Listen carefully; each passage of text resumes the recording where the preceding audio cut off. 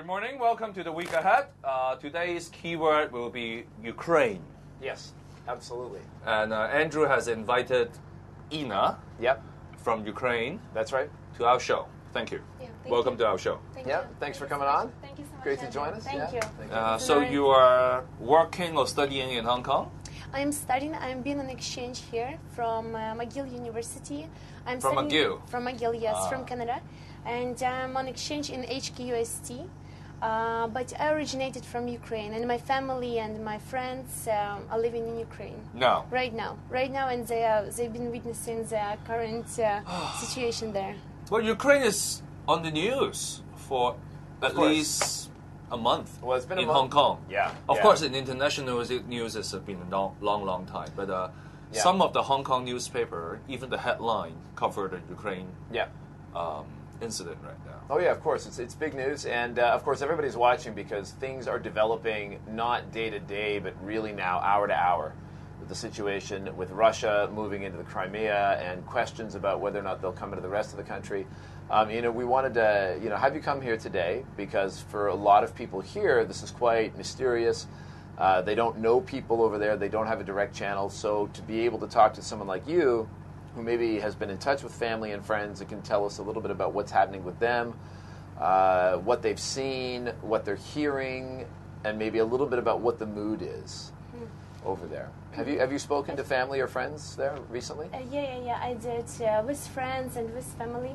At first, I want to say thank you for inviting me because it's been an honor, and I'm very glad that everyone in the world is concerned about the situation. And this is it's just crazy things happening, and even though my family is not in the epicenter of the events, they're still having this idea of they're very worried because no one is sure in the future day what's going to happen next. The situation is ambiguous because the country has been corrupted for a long time, and we can't. My parents, my family, my friends, they can't trust to anyone there. Yeah. And they don't know what's going to happen next. They go on the streets, they want to, in the capital, for example, my friends, they go on the streets, they want to do something. Some of them even were gotten into the hospital, but they still don't know what they're fighting for. They want some change, but who knows it's going to happen or not, because with what we have right now, it's very unclear. And they think that some of the even Euromaidan, it was all organized, and but they still go. They still go because they think this might lead to some big change. And I'm glad that something already happened. The president was already ousted from the country. When you said the country has been corrupted for a long time. What does this mean? What does the word corruption means for Ukrainian? For me personally, corruption is when everything can be organized, can be paid, and you can be sure in the transparency of the situation. Meaning that people on the Independence Square, they might have been paid for being on the Independence Square.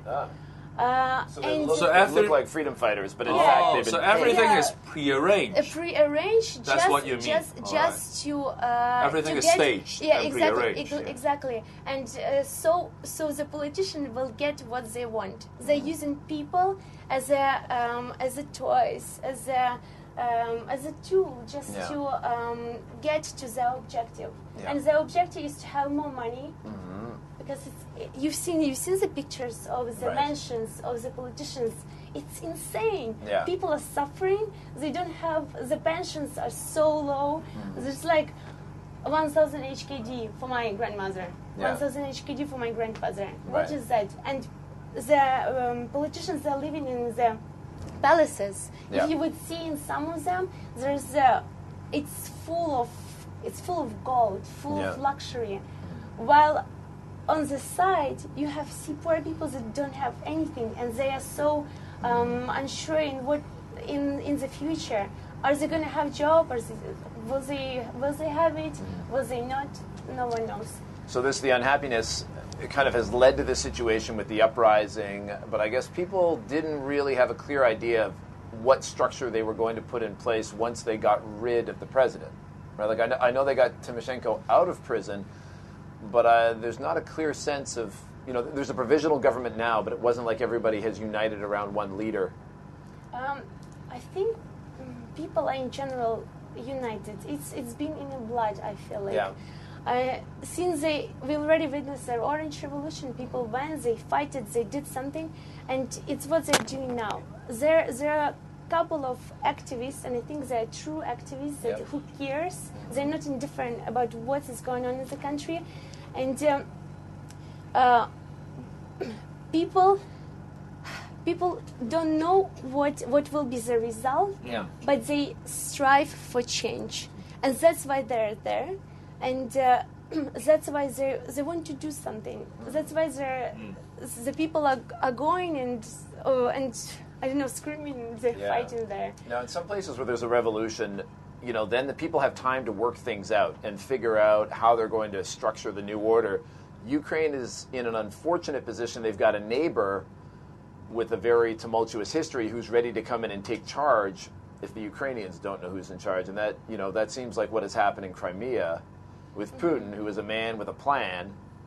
Yeah, while the Ukraine is in flux, he wants to use that to his advantage. Are people that you're talking to? I like that, in flux, yeah. Very tenuous, delicate atmosphere when everyone is so emotional, so worried right now, and he's using this environment to influence people's mind.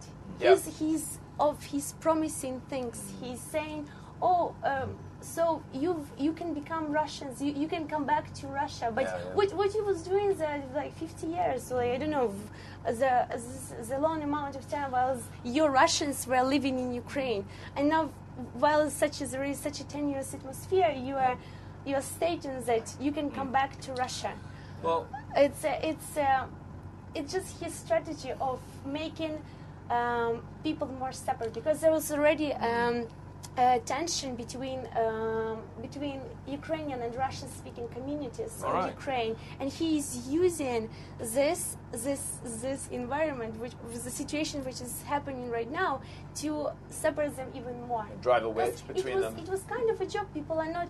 We've now been fighting with Eastern Europe. I'm from Western. I'm speaking Ukrainian with my parents, but I don't mind to go to Kiev and speak in Russian. Right. I don't mind it, as well as people from Russia going to Western. People from Eastern Ukraine, they're going to Western, and we never had a problem with speaking to each other. Given the current situation, an election will be coming up soon, do you have high hopes for the upcoming election in Ukraine? Do you think after the election the right people will be in the government and then put the government and the country back on track? Do you believe that? As I've told, the country has been corrupted, and the people who has money, they still have more power. So you're still worried about the election? Exactly. Because even the temporary people who are in the power temporarily right now, they're not the one who's supposed to be there. Yeah. Because they've been already in the power before, they didn't do anything, and they've been in the power right now. And I think they're just playing on their feelings. Okay. For example, the Tymoshenko, they're playing on feelings. She wants them to feel sorry for her and elect her. But I think, can we invite Ina for our next episode as well? I think there's so much we can talk about. Yeah. And today we understand how Ukraine is under the shadow of corruption. Yeah. And give you some background. Yeah. From Ukraine. Yeah, it could be a very, very different day tomorrow, but, things are happening by the hour. Let's continue our discussion tomorrow then. Thank you so much. Thank you. Thank you.